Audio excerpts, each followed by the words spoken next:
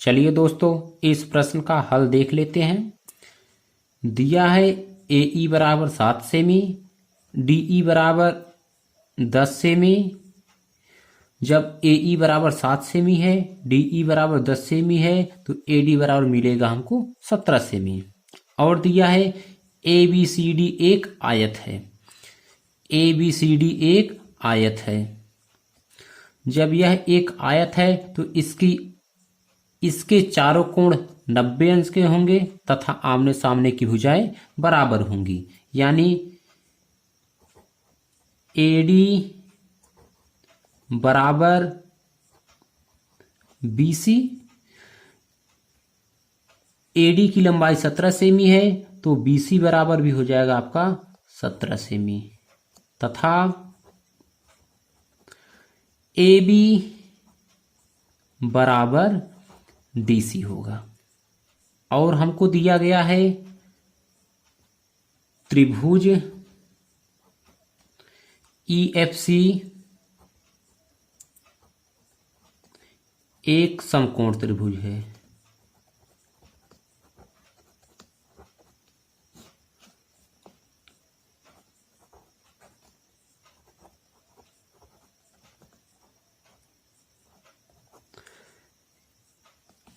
EFC एक समकोण त्रिभुज है, तो जिसमें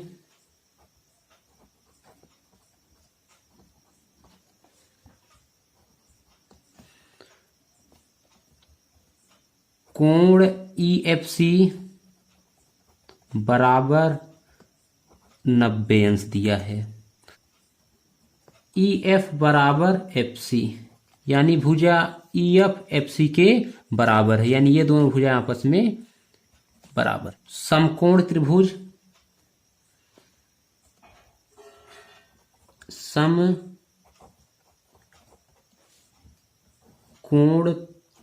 त्रिभुज AEF से इस समकोण त्रिभुज में हम कोण AFE को थीटा मान लूंगा, यानी माना कोण AFE बराबर थीटा। जब कोण AFE थीटा है तो कोण AEF बराबर मिलेगा हमको 90 माइनस थीटा।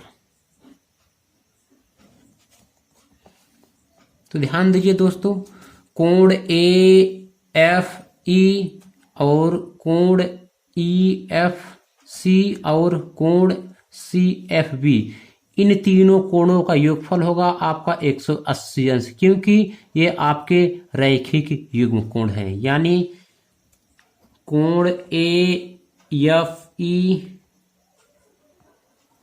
प्लस कोण EFC प्लस कोण CFB बराबर 180 अंश।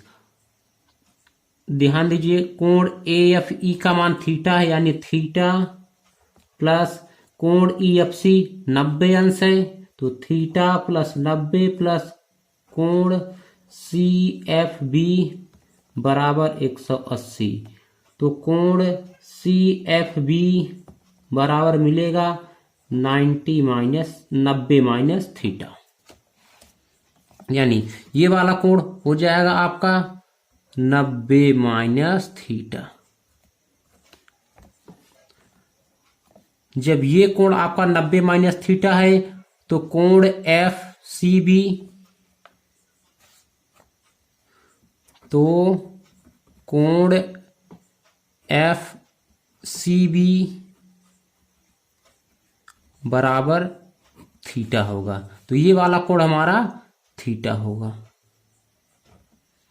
तो ध्यान दीजिए दोस्तों, यहां पर देखिए, ये वाला कोण इस कोण के बराबर है और ये वाला कोण इस कोण के बराबर है।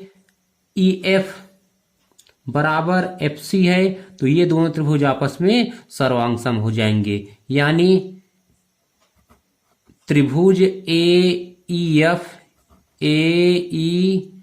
एफ सर्वांगसम होगा आपका।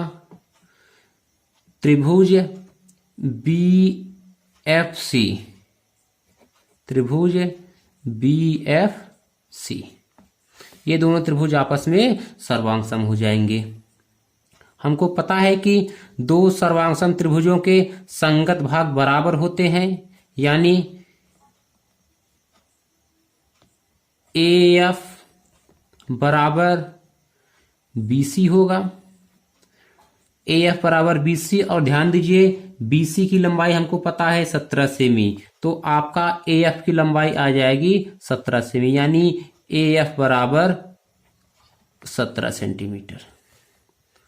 और ए ई बराबर आपका एफ बी होगा। देखिए ए ई की लंबाई 7 सेमी है, तो एफ बी की लंबाई कितनी हो जाएगी 7 सेमी, यानी एफ बी की भी लंबाई मिल जाएगी हमको 7 सेंटीमीटर।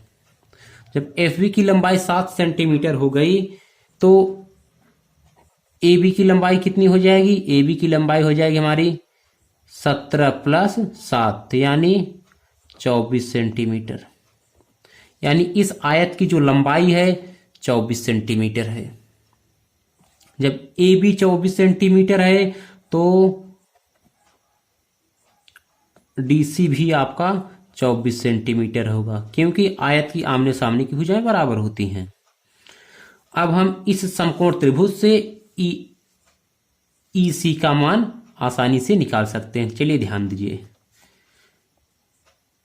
समकोण त्रिभुज ईडीसी से, तो देखिए यह एक समकोण त्रिभुज है, तो पाइथागोरस का प्रमेय से मिलेगा हमको ईसी का स्क्वायर बराबर डीई का स्क्वायर प्लस डीसी का स्क्वायर।